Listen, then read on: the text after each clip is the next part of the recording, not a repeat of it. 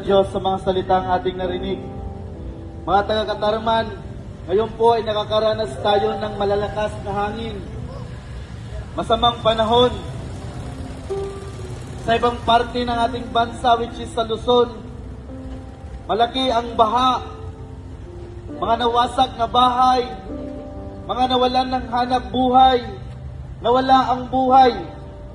Nagpapasalamat tayo sa Diyos sapagkat anuman ang nangyayari sa mundo ngayon, baha, bagyo, lindol, gera doon, pandemic o sakit, nagpapasalamat tayo sa Diyos sapagkat binigyan tayo ng pagkakataon ng Panginoon na mabuhay. That's why tayo po ngayon ay naririto, patuloy na binibigyan ng Diyos ng pagkakataon na mabuhay at manirahan sa mundong ito. Ba't mga taga-Katarman, narinig natin ang mensahe at siguro mapapatanong sa inyong sarili, what is my purpose in this world? Ano ba yung purpose ko? Ano ba yung reason ko kung bakit ako naririto sa mundong ito? Sabi ng ating kasamahan, hindi masamang mangarap, hindi masamang maghanap buhay, hindi masamang maabot ang mga pangarap sa buhay. Batong makakalimutan po natin ang Diyos, makakalimutan natin ang may-ari ng lahat, makakalimutan natin ang sumamba sa Kanya, doon tayo nagkakamali.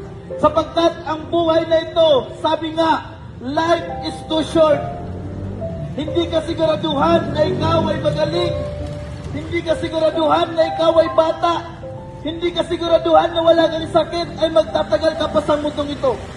Maaaring mamaya, bukas na darating, sunod na araw, next week o next month, ay kukunin na ng Diyos ang kanyang buhay na pahiram sa atin.